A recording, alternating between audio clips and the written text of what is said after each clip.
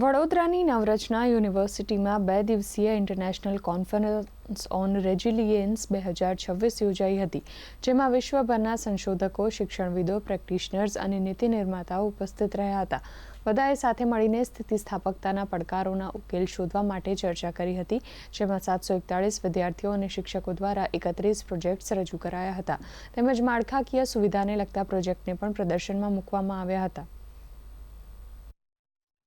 આ ખાસ કરીને ફાઇનલ યર સ્ટુડન્ટ્સ જ્યારે એમની ઇન્ટર્નશિપ પૂરું કરીને અલગ અલગ પ્રોજેક્ટ્સ સિટી ગવર્મેન્ટને ઇમ્પ્રૂવ કરવા માટે જે પ્રોજેક્ટ્સ અહીંયા મૂકતા હોય છે, એમાં વડોદરામાં એમને કામ કર્યું છે.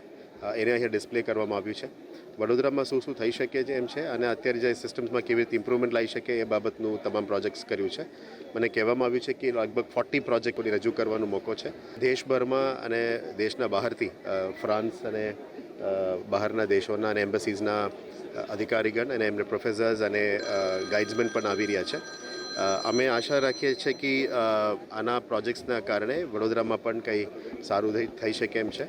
જે નવરચના યુનિવર્સિટીની એક ટ્રેડિશન છે, એના દ્વારા સ્ટુડન્ટ્સને એકચ્યુઅલ આપણા દેશના અને આપણા વિશ્વના કે આપણા સિટીના જે પ્રોબ્લેમ્સ છે, સમસ્યાઓ છે, એના ઉપર કામ કરવા માટે દુનિયાના નિષ્ણાંતો જોડે ઇન્ટરેક્શન કરી અને જે ઊંડી સમજ આવે છે અને આગળ કઈ રીતે આપણે સોલ્યુશન્સ લાવીએ એ એમને ચર્ચા કરી અને એ કરવાની તક મળે છે.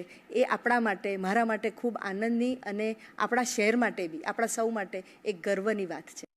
He has organized conferences.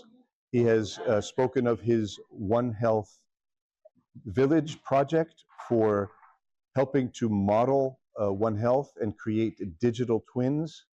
It's an extremely interesting project.